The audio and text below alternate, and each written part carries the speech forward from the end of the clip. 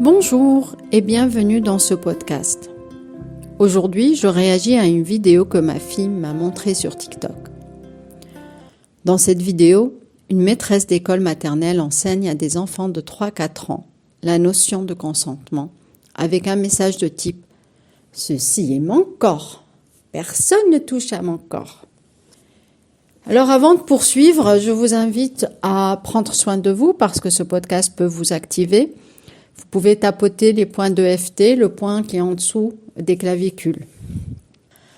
À la première écoute de cette vidéo, j'ai ressenti une profonde colère. Est-ce que vous pensez qu'un enfant de 4 ans est capable de dire non à un adulte ou même à un autre enfant qui le tripote ?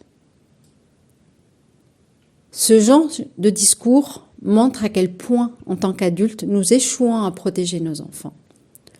Nous leur demandons de se protéger seuls alors que c'est notre rôle de les protéger. Mais cette colère s'est transformée en gratitude. Ce programme d'éducation sexuelle à l'école, bien que violent vis-à-vis des enfants car il ne respecte pas leur maturité émotionnelle, a permis d'ouvrir un débat. Un sujet longtemps tabou est maintenant sur la table. Cela nous pousse à nous poser les vraies questions. Un enfant peut-il se protéger ? Non, non, non. Le cerveau d'un enfant, et notamment son cerveau préfrontal, n'est pas encore mature. Il ne peut pas comprendre ce qui se passe, discerner le bien du mal ou poser des limites claires. En revanche, son système nerveux autonome réagit.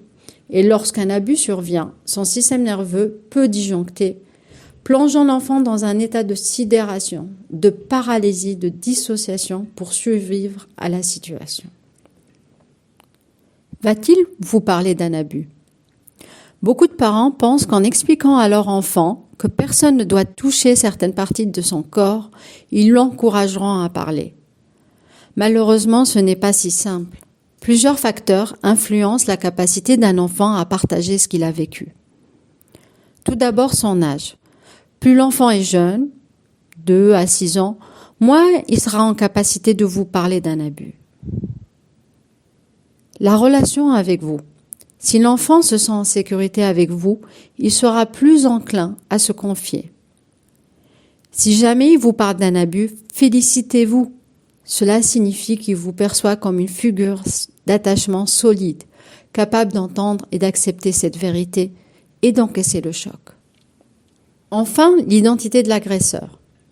Si l'agresseur est une figure d'attachement proche, un parent ou un membre de la famille, l'enfant aura encore plus de difficultés à parler. Pourquoi ? Parce que l'attachement est essentiel à sa survie.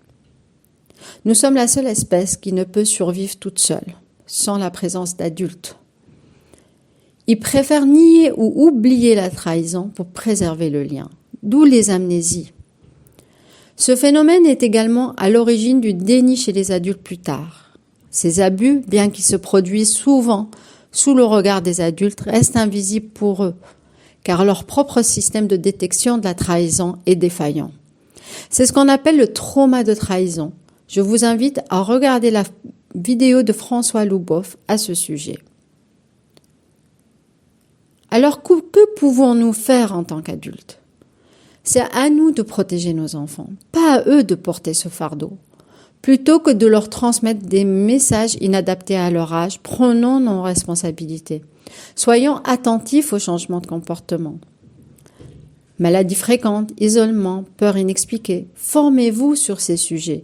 Informez-vous même si cela semble inconfortable ou éloigné de votre réalité. Parce que ces abus ont des conséquences bien au-delà de l'enfance, comme l'a montré l'affaire Gisèle Pelicou. Les violences sexuelles créent un cycle de souffrance où les victimes peuvent devenir elles-mêmes agresseurs. Briser ce cycle commence par protéger nos enfants aujourd'hui. J'espère que ce podcast vous aura éclairé sur ce sujet complexe et qui touche à nos fondations. Prenez soin de vous et de vos enfants. Et si vous avez des questions, n'hésitez pas à les poser sur mon site. J'essaierai d'y répondre dans un prochain épisode. Merci pour votre écoute.